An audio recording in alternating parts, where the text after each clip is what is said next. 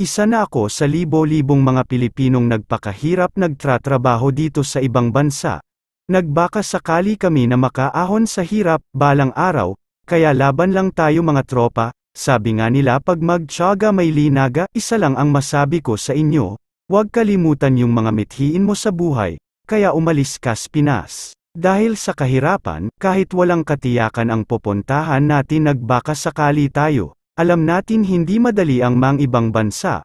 Sobrang hirap, sa totoo lang yung iba nating mga kababayan hindi nakayanan sa Moko.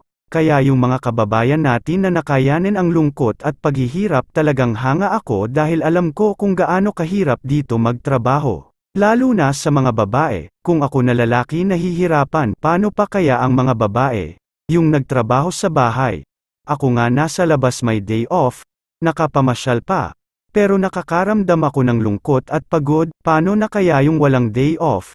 Alam ko maraming kababayan natin dito na walang day off, at sobra sa trabaho, at halos walang pahinga. Kaya sa mga iniwan namin sa Pinas, sana pahalagahan ninyo ang pera na pinaghirapan namin, huwag sayangin. Minsan lang dumating sa buhay ng tao ang pagkakataon na makaahon sa kahirapan. Yung iba nga dyan na tigmaok na lang hindi nabigyan ng pagkakataong na makaahon sa kahirapan. Tandaan natin masarap mabuhay ng mayroon. Para naman sa akin mas lalong masarap ang galing ka sa wala. Dahil sa pagtitiis at pagsikap mo nagkaroon ka. Ang mahirap kung noon mayroon ka tapos bigla kang wala o bigla kang naghirap, masarap ang happy ending. Kaya habang kaya pa, ng katawan ko magtrabaho dito.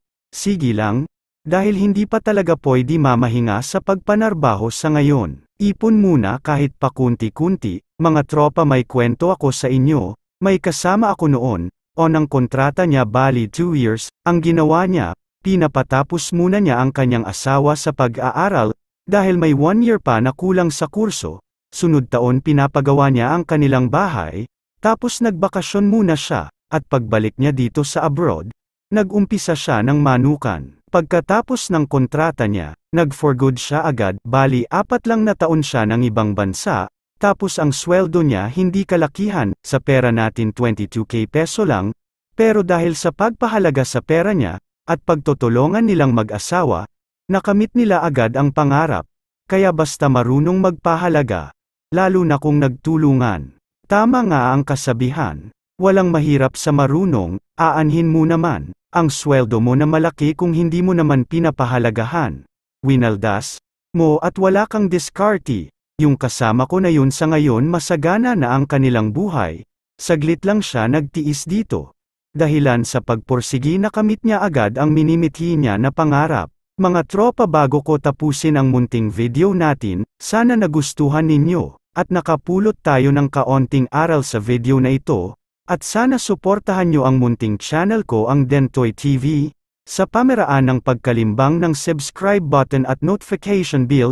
Maraming salamat sa panunood mga tropa, sa sunod ko na namang upload ng video, bye bye at mabuhay.